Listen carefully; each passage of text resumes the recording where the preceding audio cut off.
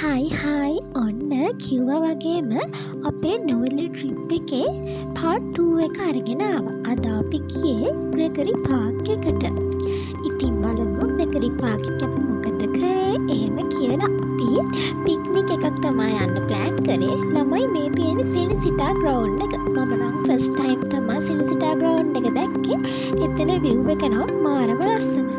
ඊට පස්සේ අපි ගියා අපේ පික්නික් එකට ඕන කරන අවශ්‍ය දේවල් ටිකක් ගන්න. ඒ ටිකත් අරගෙන ඊට පස්සේ අපි පයින්ම ග්‍රෙගරි පාර්ක් එකට යන්න පිටත් වුණා. මේ තියෙන ග්‍රෙගරි පාර්ක් එකට ඇතුළු වෙන තැන එතන නම් මාරම ලස්සනයි. ලස්සන චූටි මල් ගොඩාරියක් එතන තිබ්බා.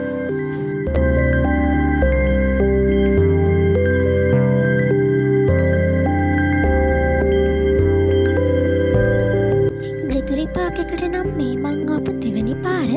මම පළවෙනි පාර ආවේ ස්කූල් ට්‍රිප් එකකින්. ඉතින් ඒ ඇවිත් අවුරුදු ගානකට පස්සේ මෙතෙන්ට ආයේ යාළුවොත් එක්ක එන්න හම්බෙච්ච එක නම් මාරම වාසනාවක්. ඇත්තටම තනියෙන් මං කීයටවත් එන එකක් නැහැ. මාරම ලස්සනයි. අපි ගියපු දවසේ පොඩි වැස්සක් තිබ්බා. හැබැයි අපිට ඒක ලොකුවට බාධාවක් වුණේ නැහැ. තෙමෙන්න තරම් නම් වැස්සේ නැහැ.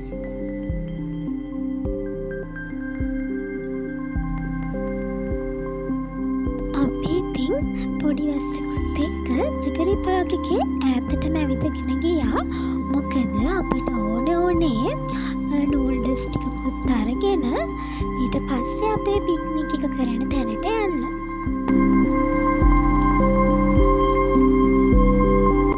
මේ තියෙන ගහක් යට ලස්සන view එකක් තිබ්බ හින්දා අපි එතන ඉඳගන්න කියලා ගියත් එතන ගොඩක් සෙනඟ හෙට මෙහෙට යන හින්දා අපි එතන නතර වෙන්නේ නැතුව ආයෙමත් දිගටම ඇවිදගෙන ගියා. ඇත්තටම මේ පාත් එක නම් මාරම ලස්සනයි. කියන්න වචන නැහැ. පොඩි හීම් පොතත් එක්ක මාරම ලස්සන view එකක් තමයි තිබ්බේ.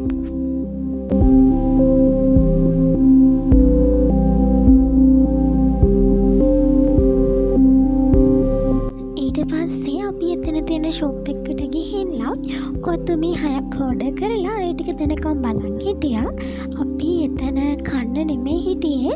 අපිට ඕනේ ඒ ටික පැක් කරගෙන ආපහු ග්‍රෙගරි පාර්ක් එකට යන්න. මොකද නිදහසේ ලස්සන view එකක් දිහා බලාගෙන තමයි අපිට ඒ ටික කන්න ඕනේ උනේ.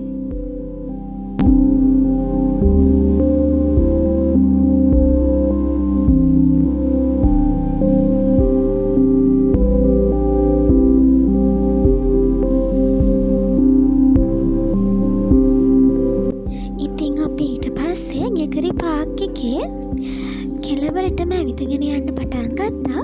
මේ තියෙන්නේ අපි ග්‍රෙගරි පාර්ක් එකේ එන්ට්‍රන්ස් එක ළඟ ඉඳන් ගොඩක් ඈතට ඇවිල්ලා මෙතන view එක නම් මාරම ලස්සනයි. මෙන්න මේක තමයි අපි හැමෝම ආසාවෙන්ම බලාගෙන හිටපු මොහොත. ඉතින් එහෙනම් ඔයාලත් ඒක බලන්නකෝ.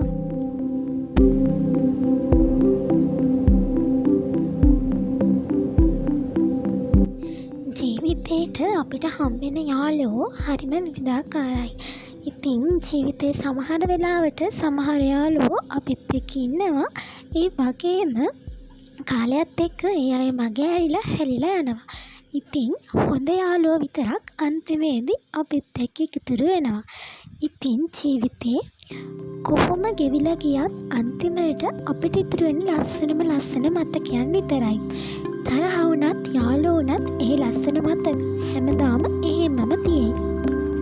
මට තාම මෙයාලා වඳුන්ලා දෙන්න බැරි වුණානේ. මේ ඉන්නේ තිසරි, මේ ඉන්නේ අපේ සංසලා. අපි ආදරයට කියන්නේ සම්ස කියලා.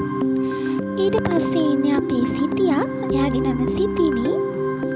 ඊට පස්සේ ඉන්නේ අපේ කෞශල්‍ය අක්කා. අනිත් එක්කෙනා තමයි ප්‍රමෝදි. ඊට පස්සේ අපි මෙතන ගේම් එකක් කරා. ඔයාලා අහලා තියෙනව නේද අයිස් වෝටර් කියන ගේම් එක? ඉතින් අපි හැමෝම එතන වැඩි කවුරුත් හිටියෙත් නැති හින්දා අයිස් වෝටර් ගේම් එක ප්ලේ කරා.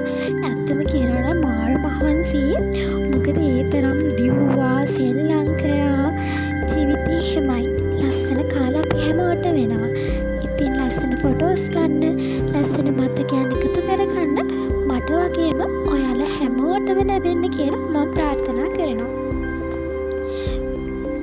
මේ වීඩියෝ ක්ලිප් එක ගන්න ළමයි අපි කී පාරක් try කරාද කියලා ඔයාලා දන්නේ නැහැ. ඒ තරම් try කරා. ඉතින් එහෙනම් ගිහින්